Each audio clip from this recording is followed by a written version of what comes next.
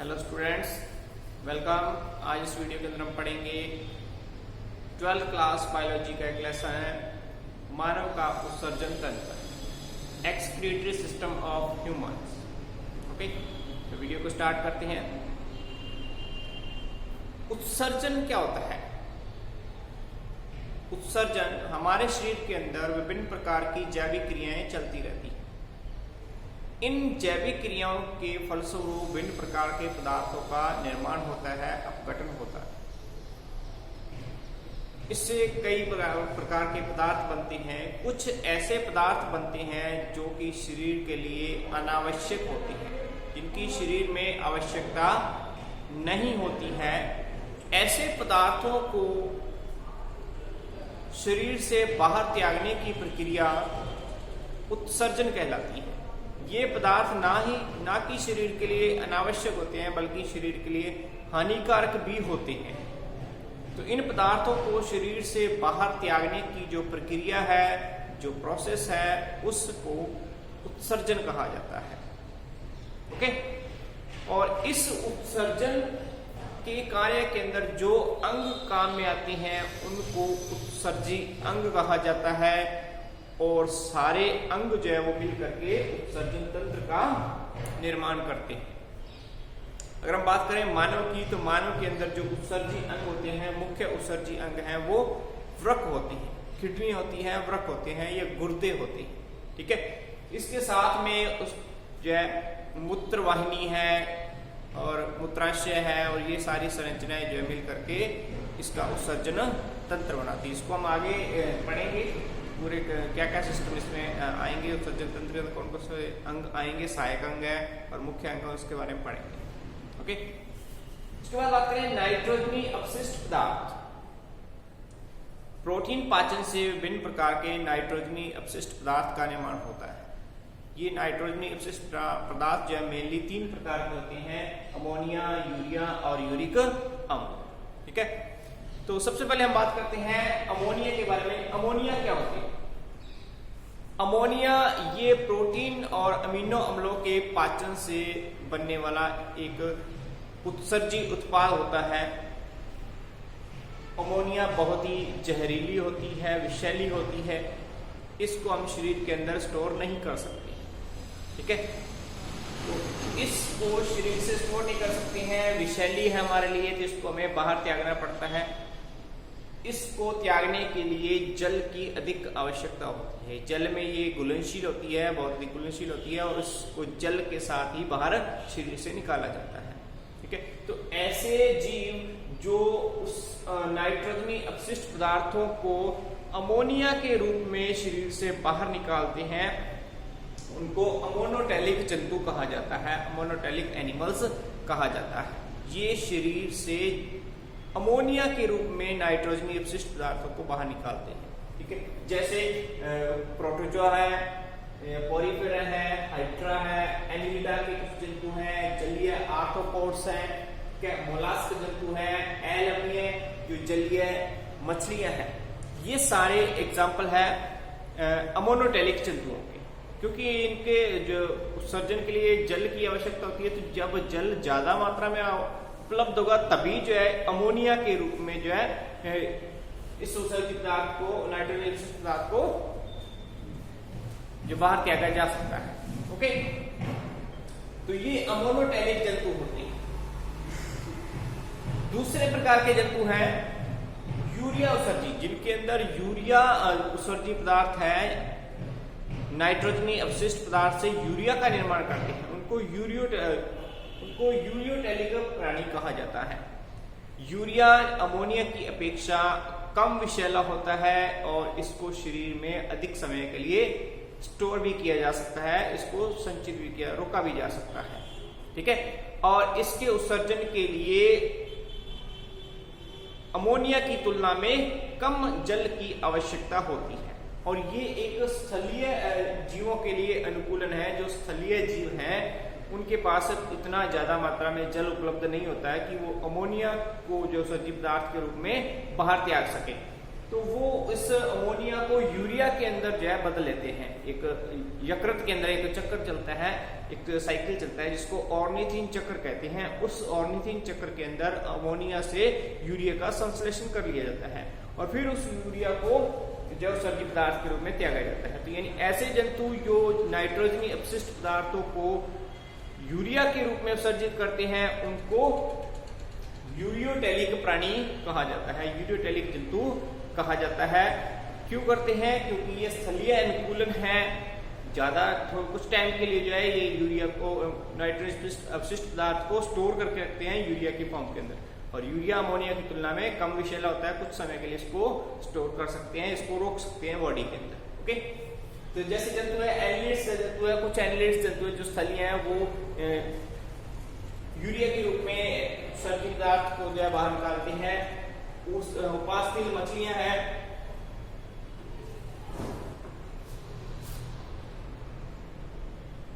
उपास्थील मछलियां हैं, अस्थिल मछलियां हैं, उभयचर जंतु है और स्तनधारी जैसे कि मनुष्य है या फिर खरगोश है, रैबिट है, ये जो है यूरिया उत्सर्जी जंतु कहलाते हैं। ओके, उसके बाद में यूरिक अम्ल, तीसरा जो नाइट्रोजनी अपशिष्ट पदार्थ है यूरिक अम्ल है। ये इसकी तुलना यूरिया और अमोनिया की तुलना में भी कम विषैला होता है, इसको अधिक समय के लिए हम स्टोर कर सकते हैं और इसके उत्सर्जन के लिए बिल्कुल न के बराबर जल की आवश्यकता होती है। ठीक है, तो ये जो अनुकूलन है ये मरुस्थलीय जीवों के जो मरुस्थलीय आवास के अंदर जो जीव रहते हैं उनके लिए अनुकूलन है कि उनको जल बचाने के लिए मल जो उत्सर्जित पदार्थ है वो यूरिक अम्ल के रूप में त्यागा जाता है। ठीक है, जिससे कि जल की बिल्कुल भी हानि नहीं होती। और ऐसे जंतु जो कि यूरिक अम्ल के रूप में नाइट्रोजनी अपशिष्ट पदार्थों को बाहर त्यागते हैं उनको यूरिकोटेलिक प्राणी कहा जाता है। ये यूरियोटेलिक है, ये यूरिकोटेलिक है। ठीक है, यूरिया उत्सर्जित प्राणी उनको कहा जाता है।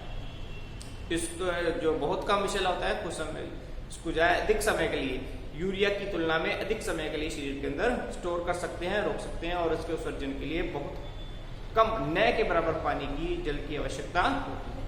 कौन कौन से जीव हैं जो कि मरुस्थलीय आवास के अंदर होते हैं? जैसे कि इंसेक्ट्स हैं, कीट हैं, ये यूरिक अम्ल उत्सर्जित होते हैं। सरीसृप है, मरुस्थलीय आवास के जो स्तनधारी हैं ये भी यूरिक अम्ल के रूप में उत्सर्जित पदार्थ जब त्यागते हैं।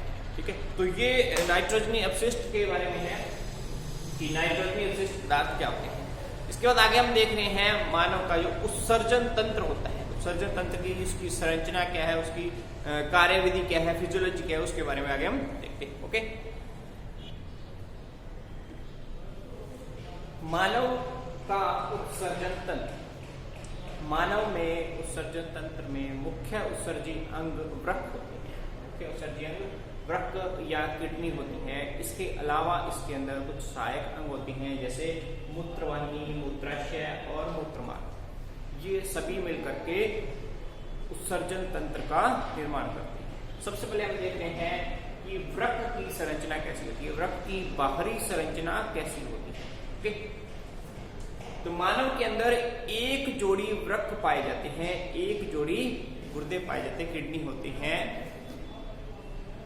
ये दोनों जो वृक्क होते हैं या गुर्दे होते हैं, इसमें से दाहिना जो वृक्क होता है वो थोड़ा सा आगे होता है। जैसा हमने डायग्राम में बनाया है कि ये दायां वृक्क है, ये बायां वृक्क है। तो दायां वृक्क थोड़ा सा आगे की ओर होता है, ऊपर की ओर होता है। ठीक है, दोनों वृक्क जो है पेरिटोनियम की झिल्ली के द्वारा जो है उदर के अंदर जो उदर की जो पृष्ठ दिखती है उससे जुड़े रहते हैं। दोनों वृक्क जो है पृष्ठ सतह पर, पीछे वाली सतह, कमर वाली सतह पर, पृष्ठ सतह पर कृशेरुक दंड के दोनों ओर उपस्थित होते हैं। एक लेफ्ट साइड में उपस्थित होता है, एक राइट साइड में उपस्थित होता है और दोनों पेरिटोनियम की झिल्ली के द्वारा उदर जो पृष्ठ है, बैक है, उसकी पृष्ठ से जुड़े रहते हैं पेरिटोनियम की झिल्ली के द्वारा। ओके, और इनका निर्माण जो है वो भ्रूणावस्था में मीजोडर्म से होता है।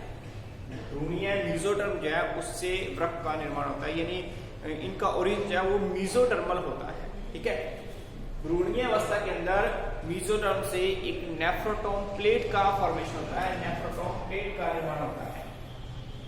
इस नेफ्रोटोम प्लेट से किडनी का वृक्क का निर्माण होता है। तो ये इनके निर्माण की बेस पर ये 3 प्रकार की होती है। अगर इस नेफ्रोटोम प्लेट के आगे वाले हिस्से से अगर वृक्क का निर्माण होता है तो उस प्रकार के वृक्क को प्रोनेफ्रिक प्रकार का वृक्क कहा जाता है। और अगर इसके बीच वाले भाग से, मध्य वाले भाग से, नेफ्रोटोम के मध्य वाले भाग से अगर वृक्क का निर्माण होता है तो उसको मीजोनेफ्रिक प्रकार के वृक्क कहा जाता है।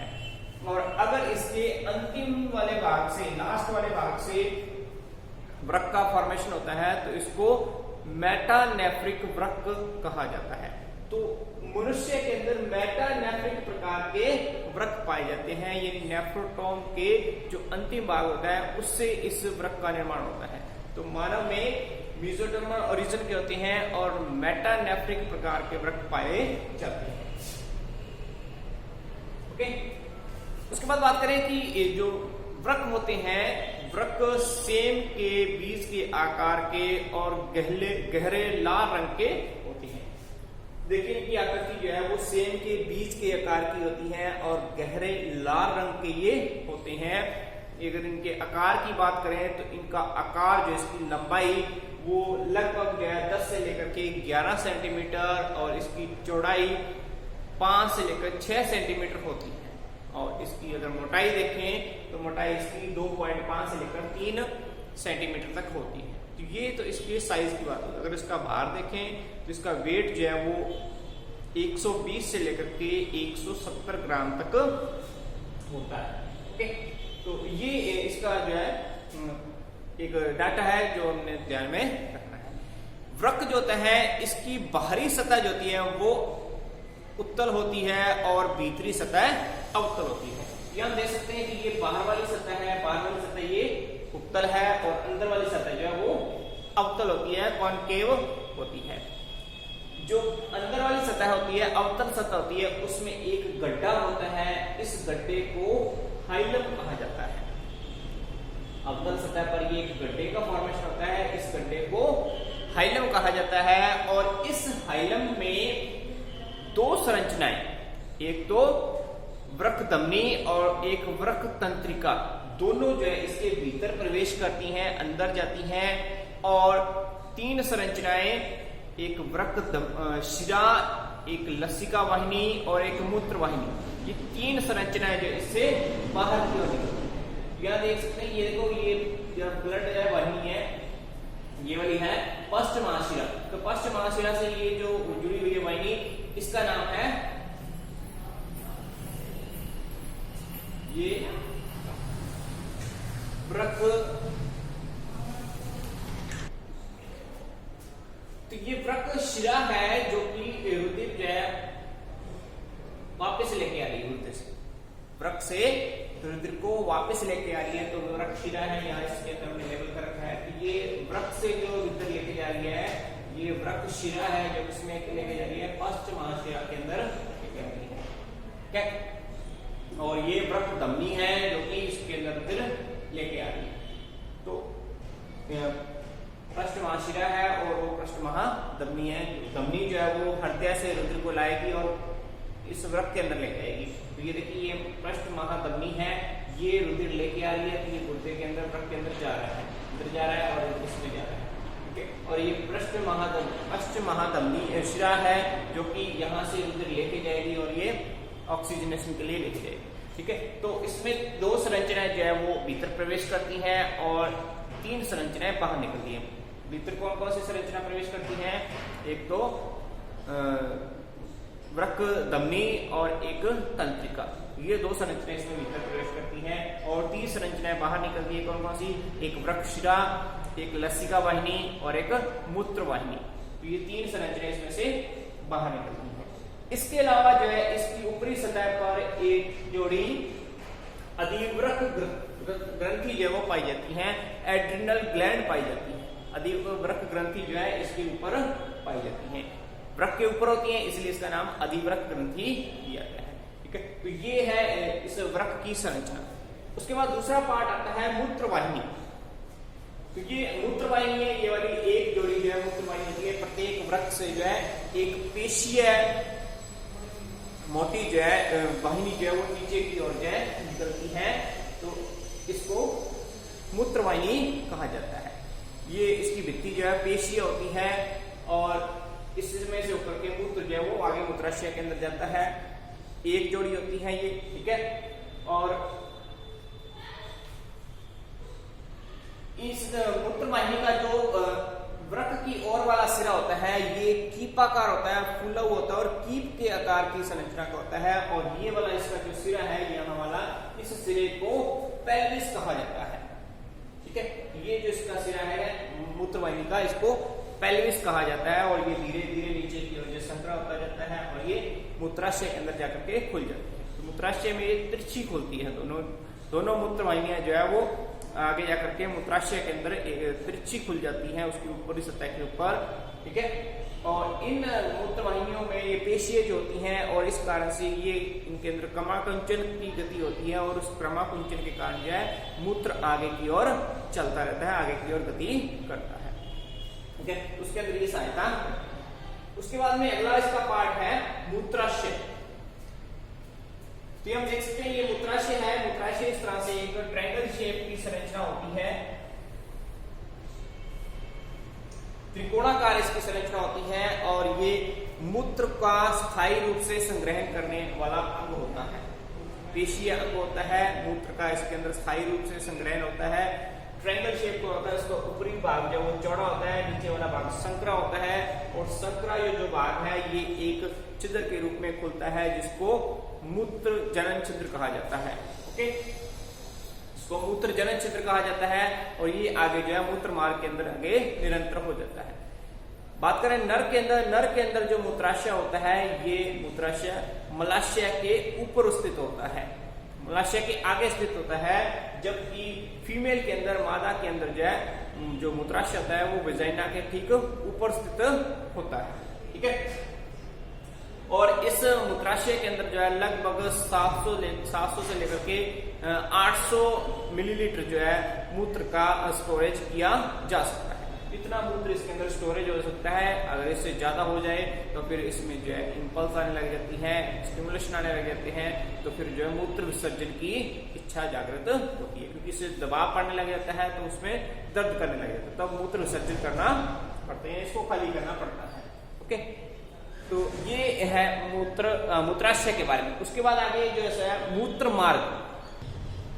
तो मूत्राशय, ये मूत्राशय है, इसकी ग्रीवा से यहाँ से एक पतली नलिका निकलती है जिसको मूत्र वाहिनी कहा जाता है और जो कि मूत्र मार्ग का आगे निर्माण करती है, एक नलिका निकलती है, ठीक है।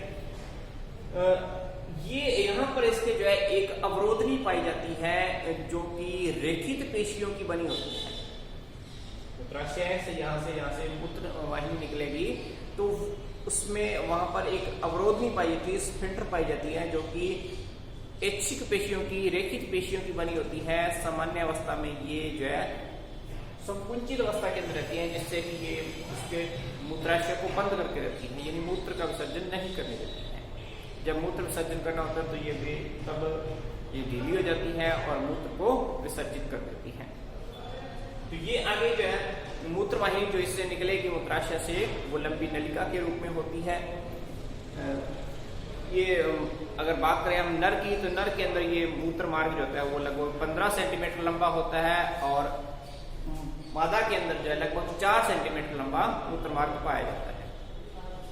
नर के अंदर मूत्र मार्ग जो है वो 3 भागों के अंदर बटा होता है। उसमें 3 भाग होते हैं। सबसे पहला भाग होता है प्रोस्टेट भाग। प्रोस्टेट भाग ये लगभग 2.5 सेंटीमीटर लंबा भाग होता है और ये प्रोस्टेट ग्लैंड के बीच में से होकर के गुजरता है और इसी भाग के अंदर दोनों शुक्र वाहिनियां जो इसके अंदर मिल जाती हैं, ठीक है। तो ये प्रोस्टेट वाला भाग होता है। उसके बाद आएगा दूसरा भाग झिल्लीनुमा भाग। झिल्लीनुमा भाग जो है ये भाग जो प्रोस्टेट भाग है और जो शिश्न भाग है, इन दोनों के बीच में छोटा सा भाग होता है जिसको मेम्ब्रेनस यूरेथ्रा भी कहा जाता है। ये छोटा सा भाग होता है। उसके बाद में तीसरा भाग इसका शिश्नी भाग या इसको कहते हैं पिनाइली यूरेथ्रा। पिनाइली यूरेथ्रा ये शिश्नी भाग तो ये भाग होता है लगभग 15 सेंटीमीटर होता है और ये शीशन में से होकर के गुजरता है, ठीक है। और शीशन के अंदर जो है 3 संरचनाएं पाई जाती हैं, उसमें से एक होता है नीचे की जो नीचे वाली सतह होती है अधर सतह, उस सतह पर जो एक जो पेशीय कॉर्ड होता है जिसको कार्पस स्पोंजियोसम कहते हैं, ये उसमें से होकर के गुजरता है और बाहर खुलता है। तो ये इसका मूत्र मार्ग है। नर के अंदर जो मूत्र मार्ग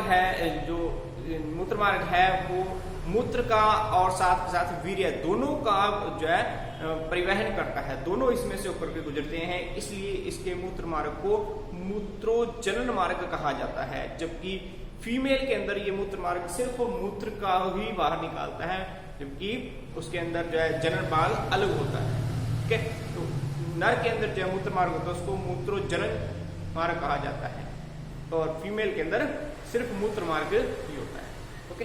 तो ये है मानव का जो उत्सर्जी अंग है, उत्सर्जी तंत्र है, उसकी जो है एक बाहरी संरचना है, ठीक है, आउटलाइन उसकी स्ट्रक्चर है। इसके बाद आगे हम इसको देखेंगे कि इसके आंतरिक संरचना कैसी होती है, वृक्क की आंतरिक संरचना कैसी होती है, ओके। तो आगे हम देख रहे हैं मानव वृक्क की आंतरिक संरचना, ओके। तो मानव वृक्क की आंतरिक संरचना का अध्ययन करते हैं तो इसकी अगर हम अनुप्रस्थ काट काटते हैं तो अनुप्रस्थ काट में सबसे बाहर की ओर जो है इसमें एक दृढ़ संयोजित का तंतुमय संयोजित का बना एक आवरण दिखाई देता है, एक खोल दिखाई देता है, जिसको वृक्क संपुट या रीनल कैप्सूल कहा जाता है। रीनल कैप्सूल या वृक्क संपुट कहते हैं। इसके नीचे की ओर जो वृक्क का ये भाग होता है ये 2 भागों के अंदर विभाजित रहता है, एक परिधीय भाग, बाहरी भाग जिसको वल्कुट या कॉर्टेक्स कहते हैं, और दूसरा भीतरी या मध्य भाग जिसको मध्यांश या मेडुला कहा जाता है। यानी वृक्क जो है 2 भागों के अंदर विभाजित होता है भीतरी रूप से, एक मेडुला और एक कॉर्टेक्स। सबसे पहले बात करें कॉर्टेक्स की, तो कॉर्टेक्स इसका परिधीय भाग होता है। ये जो है मैल पिगिन कायों के कारण जो है कणिका में दिखाई देता है, गहरे लाल रंग का ये होता है। इस कॉर्टेक्स भाग के वल्कुट भाग के कुछ जो मेडुला के अंदर धंसने के कारण ये कॉर्टेक्स का जो भाग है ये मेडुला के अंदर धंस जाता है। ये मेडुला है ये वाला भाग, और ये कॉर्टेक्स है ये इसके अंदर की ओर धंस करके इस तरह से ये उंगलीनुमा उभार बनाता है, धंसता है इसके अंदर, और इन उभारों को वर्टनी के वृक्क स्तंभ कहा जाता है। ये कॉर्टेक्स जो है ये मेडुला के अंदर धंसा हुआ है, ये वाले जो उभार हैं इनको वर्टनी के वृक्क स्तंभ कहा जाता है, ओके। और इससे हम जानते हैं कि जो किडनी है इसकी इकाई होती है नेफ्रॉन, वृक्क नलिका इसकी जो है एक इकाई होती है। तो जो वृक्क नलिका है ये नेफ्रॉन है, उसकी संरचना के अंदर कई सारे भाग होते हैं।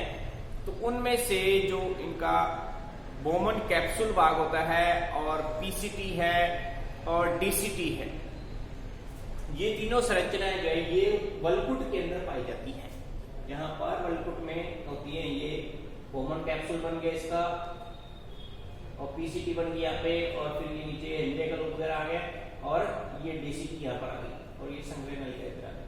तो ये बोमन कैप्सूल, पीसीटी और डीसीटी जो है समीपस्थ कुंडली नलिका, दूरस्थ कुंडली नलिका और बोमन कैप्सूल, ये भाग जो है वल्कुट के अंदर पाए जाते हैं, कि दूसरे अन्य भाग जो है वो मेडुला के अंदर स्थित होते हैं। तो ये वल्कुट की संरचना होगी। उसके बाद बात करें मेडुला की, तो मेडुला जो होता है ये भीतरी भाग होता है, केंद्रीय भाग होता है इसका, और इस भाग के अंदर जो है देखें तो इस मेडुला के जो है अंदर इन वल्कुटीय भागों के धंसने के कारण मेडुला जो है ये शंक्वाकार उभारों के रूप में बन जाता है। ये देखिए ये शंक्वाकार उभारों के रूप में ये बन गया है। इन शंक्वाकार उभारों को कैलिक्स कहा जाता है, सॉरी पिरामिड कहा जाता है। इन शंक्वाकार उभारों को पिरामिड कहा जाता है, और इन पिरामिड के आधार पर जो एक गुहा पाई जाती है उस गुहा को कैलिक्स कहते हैं, ओके।